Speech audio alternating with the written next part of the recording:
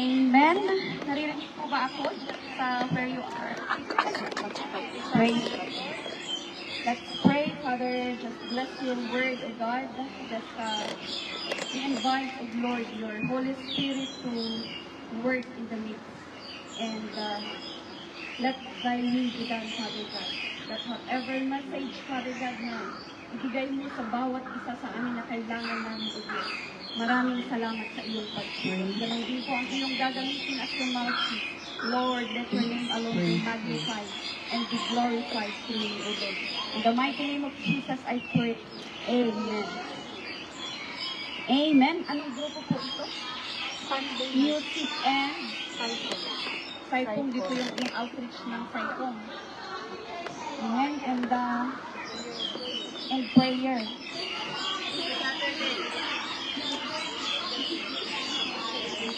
Praise God kasi it's my first time to meet yung mga kapatiran po natin. Though nag-meet na tayo sa anniversary siguro, pero dito pala kayo sa outreach din dito. Kaya maganda pong umaga at mapagpalang araw sa bawat isa sa atin. Kung makikita po natin ang kapaligiran, ano po yung nakikita natin? Dagat. Yes. These are all things. Diba? Nakikita mo ba yung kasawa mo? Amen. Sino ang lumikha ng lahat ng mga ito? Walang iba kundi ang Diyos. Amen? Amen. Praise. Okay, so music, some children, and some are prayers, and may isang Saturday, or sa bawat isang na awan itibalagsan. It's just a reminder. And I believe na God will meet whatever our needs. Kasi magkakaiba po tayo ng pagkakilangan. Ganun din po sa personal, maging sa buhay natin, sa mundong ibabaw, magkakaiba po tayo ng pangangailangan. Magkakaiba tayo ng needs spiritually as well. Maaaring ang iba ay needs encouragement, the other needs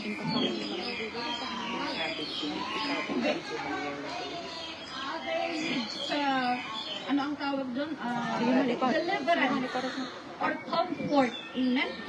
But I believe the word of the Lord is enough for all those needs that we are hoping na kailangan po ng bawat isa sa atin. Sabi po niya sa Psalms 1. Po yung teksto natin mga kapatid ngayong umaga. Psalms chapter 1. These are just 6 verses. Dito po ang ating pag-uusapan ngayong umaga.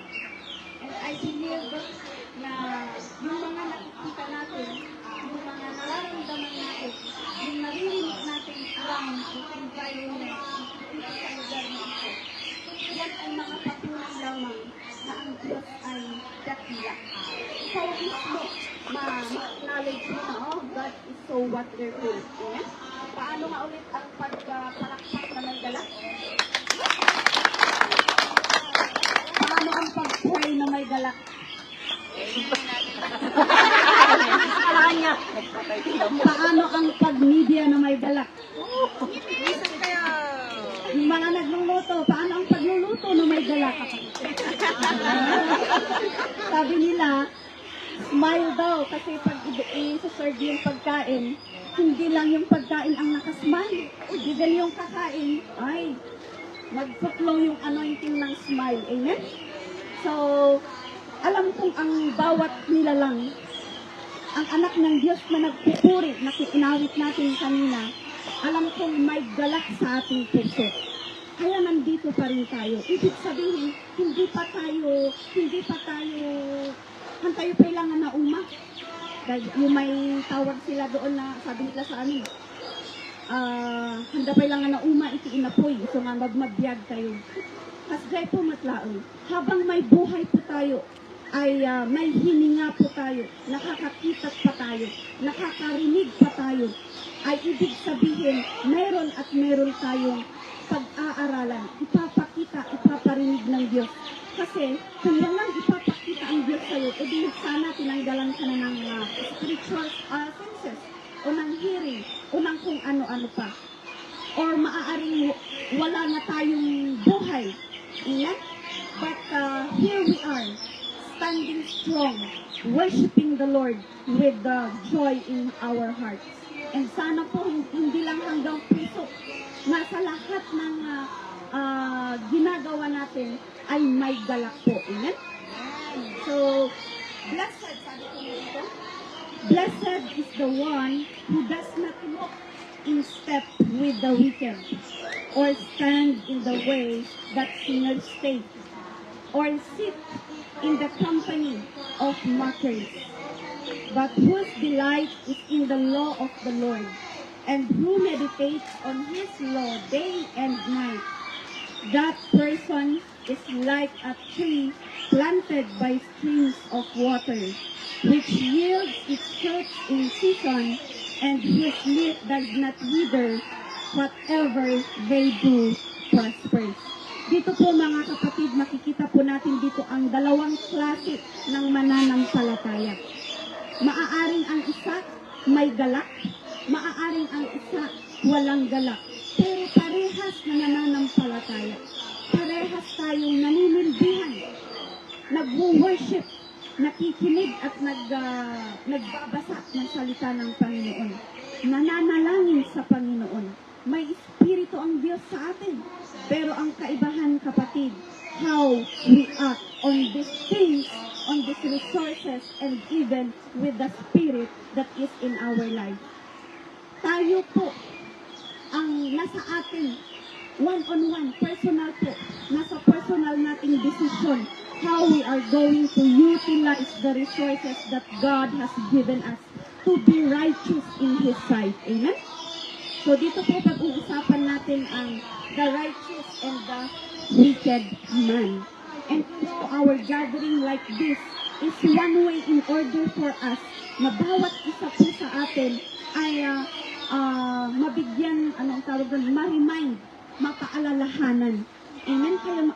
Kaya we are very so much thankful na anak tayo ng Diyos na kahit bago magsimula lahat ng gagawin natin, maka-outing man yan o maka-ano, ay inuuna natin munang pakainin ang ating buhay na espiritual ng salita ng Diyos bago po tayo, bago natin gawin kung ano po yung kung ano yung susunod nating gagawin. And this is another way of the righteous believers, of the righteous na anak ng tao. Amen? Kaya first, una po, sabi niya dito, blessed is the one who does not walk in step. What does it mean, kapatid? Walk in step means we are not to follow. Kanino po tayo sumusunod? Sino po yung sinusundan mo, kapatid? Whom you are following? Are we following Jesus? Kasi alam ko,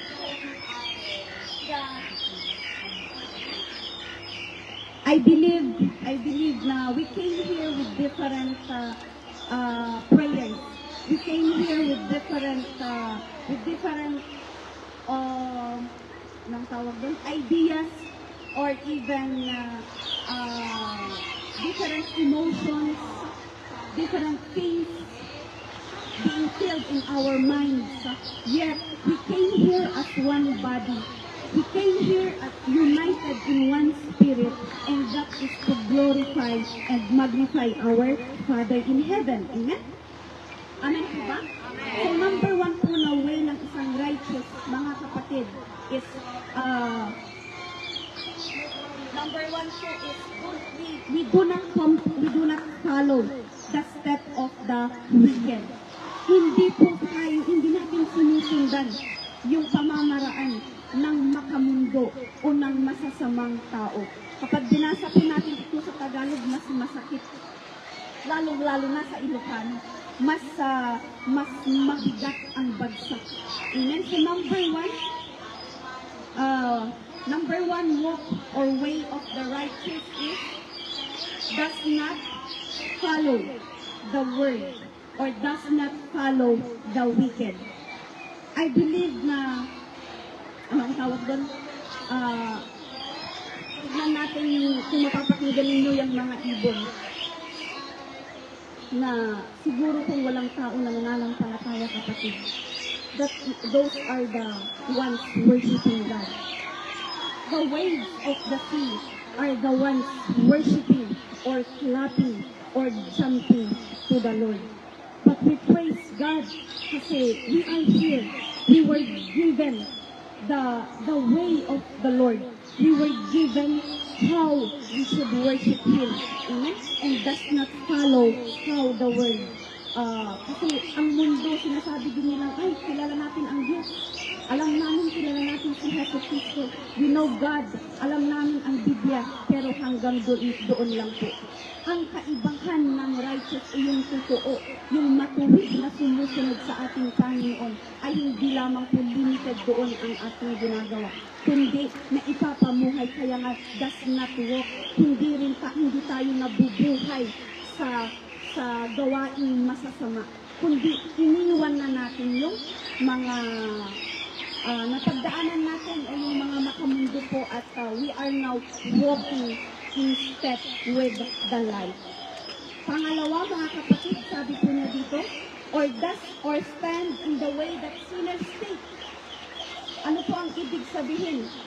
A righteous man chooses to restrict or reject temptation or power of the darkness.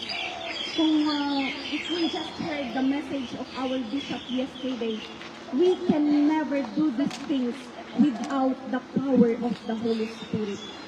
So walking and rejecting temptation signifies how is the measure of the Holy Spirit that is within us. Kung may temptation na kaya mong i-reject, pero may temptation naman na nag-give ka, baka sabihin nila, depende yan sa bigat ng temptation.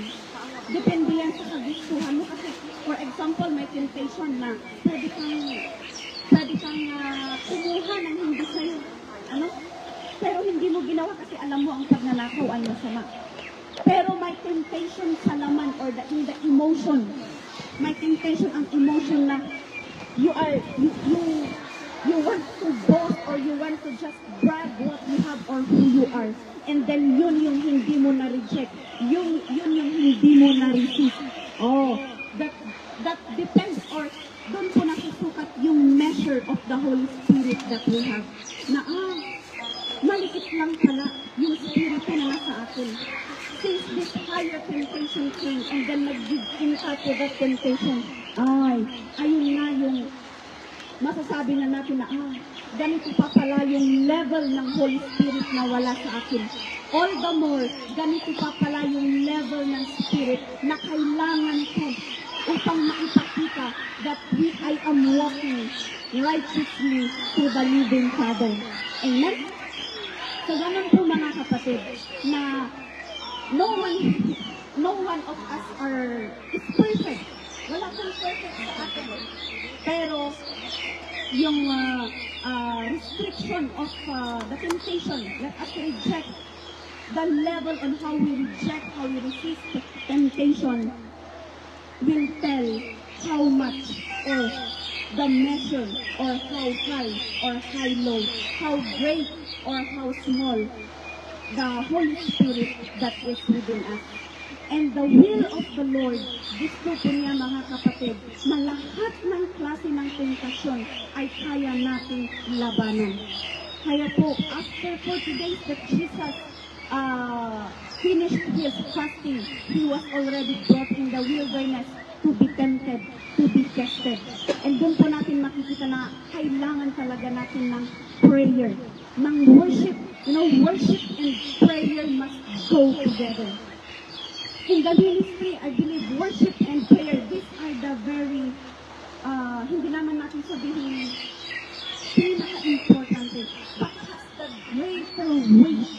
Why? Because we are the ones being used by God nga mang-idalan karagititan tao that they will feel the presence of the Lord as they come to worship.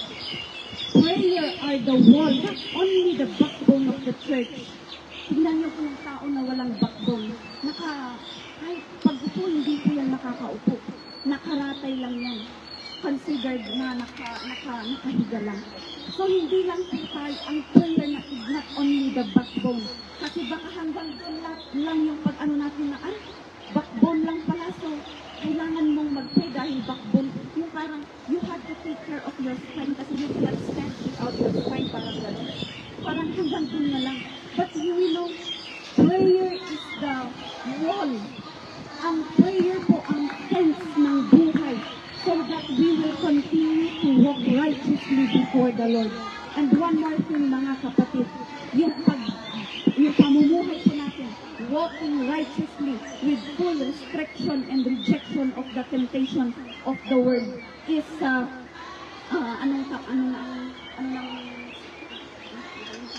anong sabi doon? Yung buong-buo na restriction ay kailangan natin din ng salita ng Panginoon upang lumakas. Ano pa? So hindi lang po, not only the foundation of our faith that is being rooted, even the foundation of your prayer, the foundation of your worship to the Lord in spirit. Kaya sinasabi nilang spirit in truth. Kasi the true, or yung totoo na pakakitaan that we are really worshiping God if our worship, personal worship to the Lord is rooted and founded in spirit and in truth. In spirit and through the word of the Lord. Amen? So, ganun po. And then, third, sabi niya dito, or sit in the company of martyrs. So, third way of a righteous believer is hindi siya, translate siguro natin dito sa sabi niya, yung hindi nakikiupo sa mga taong mapangkutsa. Ano? Yung sinasabi nilang do not joke with the unbeliever, nagiging literal na paano tayo makapag-evangelize. So, ang ibig sabihin kasi, huwag tayong makigawa. I had this experience na you go in a group kasi ito rin yung anong tawag doon? Dito ko nakikita yung pagtatrabaho ng Panginoon, yung protection ng Panginoon through prayer. When I was in college, BSU po ako, lahat ng classmates ko doon, farmers ang mga magulang. Maraming pera. And then sila din yung group na yung may vision kahit mga babae. So, nung nag-play ako doon ko nakita ang tunay na mundo. Dahil when I was high school, I was in the province. Doon ako nag-high school, kaya parang limited pa lang yung nakikita ko na makamundong bagay. Kasi doon, farm, church, school, hanggang doon lang. May nag-iinuman doon, pero may grupo-grupo. Kaya nga, lahat pala ng classmate ko noon, manginunda. Ang sigarilyo daw, anungan siman nga madlang, as Devati probinsya. But when I went to the city to study college, doon ipinakita ng Panginoon ang tunay na mundo. Maaw-awi sa ibig. Nag-inom ka nga. Mind you, praise the Lord for the protection of prayer. You know, I go with them, yes. Nung imbabaga ka, haanak na ginom, haanak na sigarilyo, kasyakot, kristyano ang kastiyak. And then, ibansag dami kanya ko, yun nga pa yung inom. Liis kasi ang pangalan ko noon sa lahat. Nagsimula nung nag-aral ako. Hanggang sa nag-work ako, liis ang aking pangalan. Ano ba din mo liis? Pastura dahi ka. Pastura dahi ka. The good thing, nakaang mo nga inom mo, ipinaglikmot mo nga kristyano ka na ikaw ay mananampalataya. There is protection. And one way for us na yung pala yung paglakad natin, let us not ikitain that we are believers. Ano? Sabi ko, parang tinanggap ko na lang na yung pagmamak nila sa akin is part of life. Part of being a believer. And on their part, living in the world, gano'n na talaga sila. But you know, this testimony is not to brag. Yung ijay ko nga makita how really worship the person, we have that personal worship. When we have deepened our prayer life, na iso iti alad, iso iti backbone mo personally, not only as a family of church or believers, but personally. Why? Because we have to build up our personal, and then it will go makita iti in the body of Christ or in the family. Ito ay na-exert ko nga makita, uray na ko man, taga ibusak lain iti pulutan, inyapay, taga, kamuda mo naman iti order na kanya, oy, lemon tea order na rin ka. So, ano ka man, Lord, forgive me ka. Apay nga, sumusunod ka kanyada. But praise God, because even though sinusurutak, I never tasted, makikindi sa kanya, tiraman na dito, it-taste dapat talaga sa kahiraman ang kaslaapin lang. And then you know, with all these prayers, and prayers, after 10 years kakabsat, you know, the protection of the Lord is we keep righteous before God. This is being righteous before God, kapatid. Ang being righteous in front of your friends, in front of your leaders, in front of your co-believers. But it should be a righteous living for the Lord, in front or in the eyes of the Lord. Masapin nga mag-check diyan kanya tayo, ano? Gusto nga, lumamisan ko umayin sa in our minds na, oh, basta lang dahi tataadan ni Lido. Basta lang, ganyan kasi yan, kasi siya yung tinuka o siya yung ginamita, ang kakabsat. I believe that right now, siya may alad kayo, yung alad mo through your perseverance to really desire to walk, to really desire to be deepened, and just expand yung parang ma-extend ba. There is expansion on our spiritual senses na hindi lang tayo limited sa kung ano po yung nakikita natin within this area. So if a compass is 360 degrees, so tayo hanggang 180 degrees lang yung nakikita mo, kapatid. This is a time that we will go farther than 180 and make it 360. Amen? So, you know, after 10 years na ikarkararag ko na bijay, ang awis na itikasarda. Harapan na siya with all our friends na ka. Ang laig ito gayang ka, ay, namatugayang iti inasawa. Namatugayang iti ng asawa kang ka, namatugayang gayang sa kanta. Word. And you know, this is how we are going to become really that a true and spiritual fulfilled nga agbalingayang nga example, the influence, the impact of our life to others. Punada kanya, wanita ka, ang muli na sikad, pinamati na classmate niya. Ang muli na sikad, pinamati na classmate niya, punada. So, parang answered prayer din. Answered prayer, and then I invited them all isang my birthday celebration. My friends, kunti anak ni friends ito church, diba? Mga kapatiran sa church, and then mga kapatiran din na ang believer, especially nga yung mga invite ko friends. Yan, so parang grupo o dito yung dito yung sa galing sa church, sabi ng isa. Kasi pinapakilala ko, mama, dagito yung dadagid ko. Sabi ng isa, na kami anti-friend, evil friends na. Uy, pagtingin ako sa kanya, why you saying evil friends? Saan kabidjok lang. Da kami dagidjay da, kami agdinginom ko na da. Kami agsimsimbang of friends na. But you know, now, praise the Lord kasi even my batches in high school, makita mo ngayon, that's why, really, prayer. If we pray, continue to worship, and let us not allow the circumstance, yung mga nakikita natin, yung mga pagsubok, yung mga circumstance na hilahin tayo pababa, na kung gaano yung lalim ng pag-prayer mo, ang pag-worship mo, hindi po sana pataas ang ang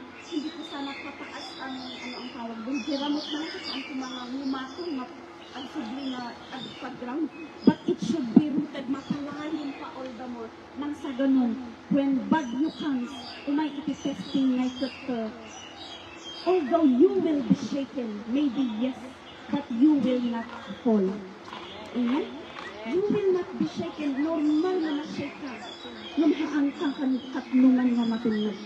Masagid ka ng bisan ko katnungan nga matumba. Amen? So nga, always remember that being righteous, yung pamumuhay po natin matuwid, ay hindi para sa ibang tao, pero para sa Panginoon. Although, they are going to see us na ganito yung kaiba mo sa kanila. This is how different we are from the world. Ijay gaya mga agtrabaho, iti apo, iti biyerda. Conversion does not come from us. We just become a true witness. Amen? Agbalik lang ang napagluha witness. Adang Lord, iti false witness, makunan iti Biblia matlaang. Iso nga being a true witness, masapol matlaang nga maipundasyon iti kararag, iti worship, even faith. And with all that, ijay nga agrusing, iti dakkel nga pamati. Ijay nga agrusing, ijay kayo nga, ijay iti makita gaya nga ay. We need really the power of the Holy Spirit. So let us continue to to walk na maging matuwid po sa ating Panginoon. Ano pa po dyan? Ano pa po yung sabi niya dyan? It is their joy, it is our joy, but whose delight is in the law of the Lord. Okay? It is our joy to really do the word of, to do the command of God. Yung may kagalakan po sa puso natin na gawin yung mga kalooban ng Panginoon. Kagalakan, the joy in our heart. Kaya nga, kahit nagluluto ka, may galak. Kahit naglalakad ka, nagsisiling ka, may galak. Paano kaya natin gawin yun? Amen? How are we going to do that? But anyway, it says here, the word of the Lord, meditate on His law, means our focus on being righteous is the way of the Lord. Focus on the word. The word of the Lord is the lamp unto our feet, meaning we are going to focus our spiritual senses, our whole being on the path and on the life of God. Amen? Kasi iba't-ibang ilaw. Minsan may ilaw kung saan makikita na magkakaiba.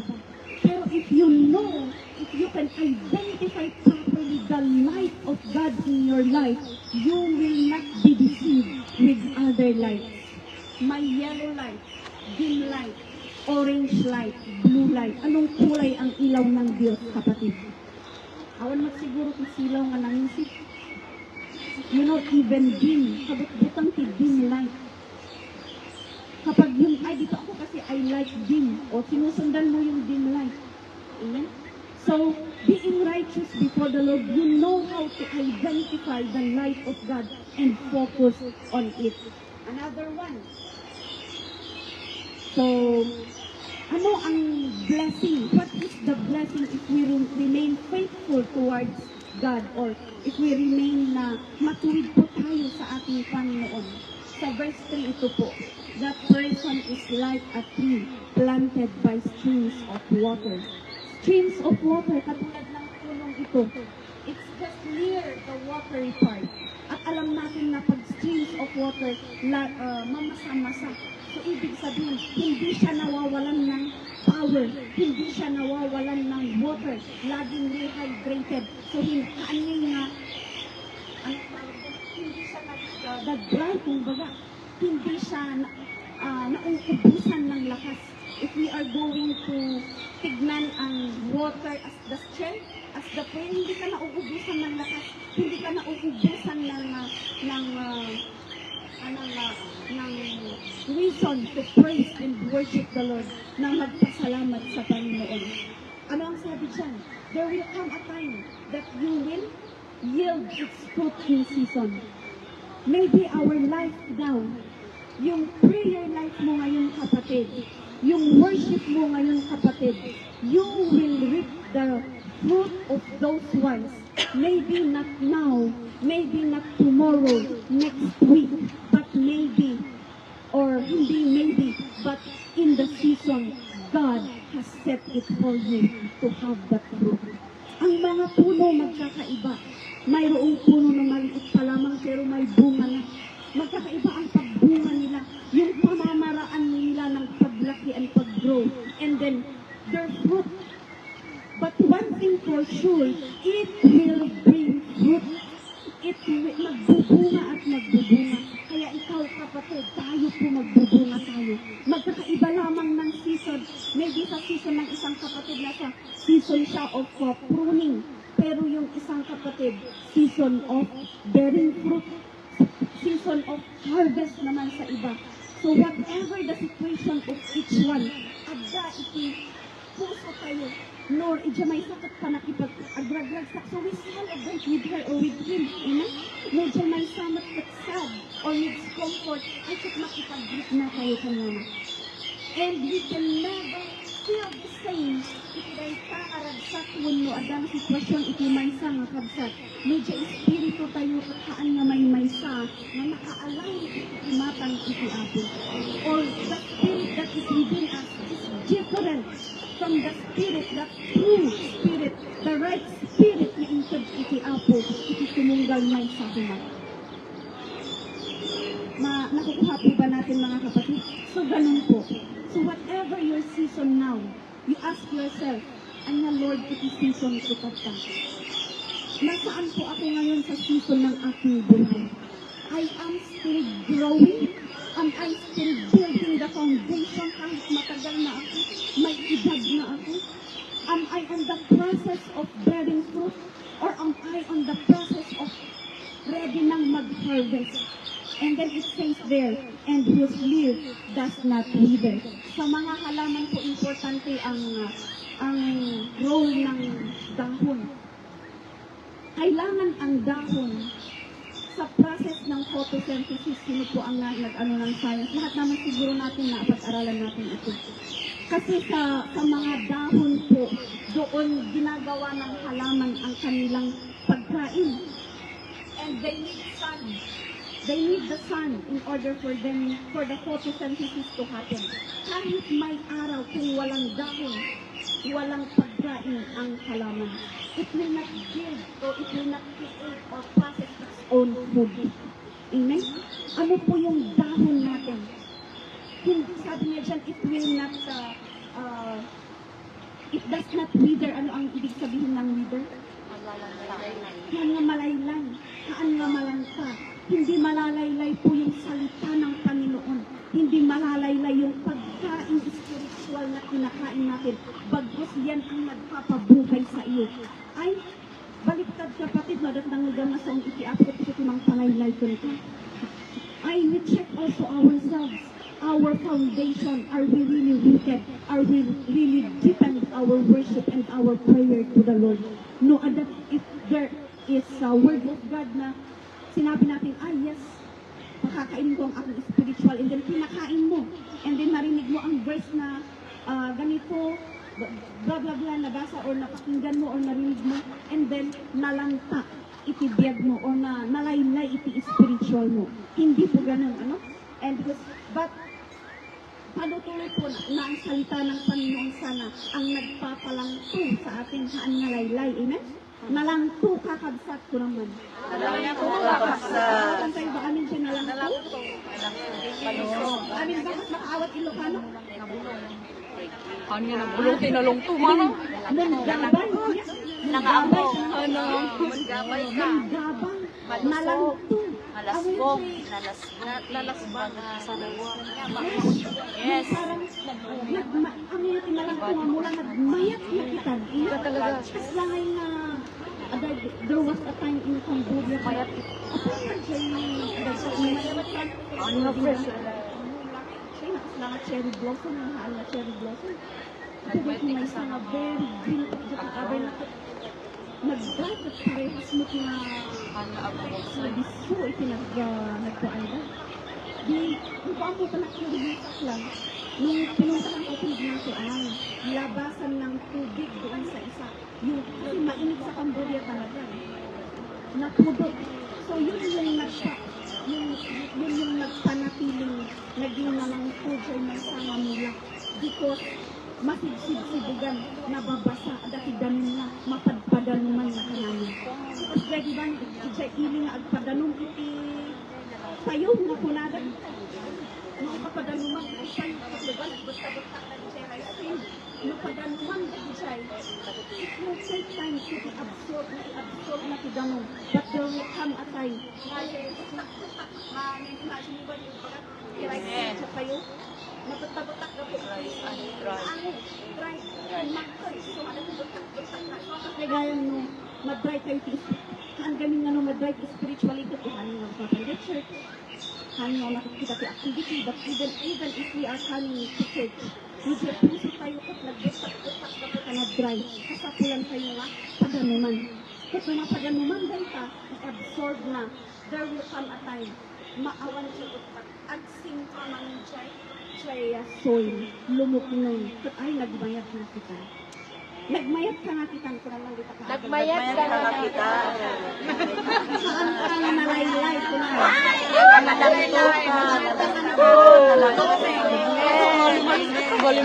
Praise the Lord. Pagpakan tayo mas yapo. Hallelujah. Amen. What we desire, a wise or a righteous person before the Lord, such as Jai ito, kasasaad tayo. There was a time also in Cambodia na, ay, pati sa trabaho, basa, ganyan, agharang, kukunak ay, isa pulang matanga, at trabaho ko na rapit ang tights mo, kung kulang matanga iti-ato ka na, sa pulang na tights. So we also have to see those things and be sensitive with those ones. Nga whatever they do, prospers. Amen. You are prosperous kung hindi kaabay mo. You are prosperous. Hallelujah. Hallelujah. Praise God. Amen. Thank you, Lord. You are prosperous. I am prosperous. We are prosperous. Isu nga iti, prosperity does not come only iti kwarta, material things. Even jay puso tayo maag-ayat kadagiti namaan na namati. Jay puso tayo nga mang-awis. Jay puso tayo nga ag-encourage, ag-comfort, but prosper heart. Naaralan din na, hindi lang basta siya may galak, kundi prosperous din po siya. Who wants prosperity in the ministry? Amen. Lord, we thank you for the prosperity. Itong lugar na ito, oray mo pa, this is a prospered place. Marami kang makikita dito siguro, mapunta dito bantay, ado si Masiga itang. Maraming mga uulamin. Sa dagat, maraming uulamin. Yan nga, yung blueberry na pinipitas ninyo kanina. Amen. So, ganyan, i-prosper ng Panginoon ang kanyang mga anak. Kahit saan ka magpunta, kahit sa employment mo, lalong-lalo na yung puso, yung isipan, yung kaluluwa, yung spirito natin ay napaprosper. Amen? Especially, iti spirito, iti ako na umaitan natin. Being filled with the Holy Spirit means we are spirit prospered. God's spirit prospered. Amen? So we will not tackle anymore the way of the wicked. I believe na yung nabasa po natin tatlong verses are hindi enough, but anong tawag doon? Namihila po anuman po ang pangangailangan ng bawat isa sa atin. Amen? And I just want us to go to Philippians chapter 4. This is our last book. Philippians 4:8-9. A spirit-filled, a righteous, o yung matuwid, and a wise son or daughter of God is, yung sabi niya, finally, brothers and sisters, whatever is true, whatever is noble, whatever is right, whatever is pure, whatever is lovely, whatever is admirable, if anything is excellent or praiseworthy, think about such things. Whatever you have learned or received or heard from me or seen in me, put it into practice, and the God of peace will be with you. This is Apostle Paul talking to the church in Philippines. Na i-encourage na. So the same encouragement to each one of us. I am not exempted. Lahat po tayo tayo. This is the encouragement sa bawat isa sa atin na to go on. Whatever is righteous and matuwid sa harapan ng Panginoon, yun po ang dapat nating gawin at magpalalim tayo sa parte na yun ng ating pananampalataya. Magpa-deepen tayo sa part na yun ng ating paninilbihan sa ating Panginoon.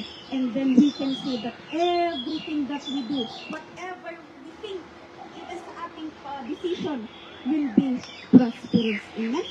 Lord, thank you, Father God, for thy word. Maraming salamat, O Diyos, sa bawat puso na tumanggap at nakinig. Maraming salamat sa iyong pagkilos at ganun din po sa patuloy mong pagpuspos sa amin sa iyong salita, Father God. Thank you for thy word. Thank you for your loving kindness, for your faithfulness, O Lord, sa katuruan mo na siyang nagtutuwid sa amin, O Diyos. And we are being guided to continue to walk, O Lord, in accordance to thy will, and then to fulfill, O Lord, your purpose in each one's lives. Lord, maraming salamat even to this place, sa mga kapatiran po na nagtipon-tipon bawat isa sa amin dito. Ganun din po sa pamilya, and even to the ministry na kung saan na-commit ang iyong mga anak. Lord, just allow us that everyone, Father God, na gagawin namin in this ministry, O Lord, will glorify you alone. Nasa iyo lamang, O Diyos, ang glory and papuri, Father God. Lord, bless this fellowship, maging sa susunod naming gagawin, at ganun din po sa lahat, O Diyos, ng mga meron kami. We owe everything to you, Father. We give you all the glory, the honor, and praise in Jesus' name. Amen.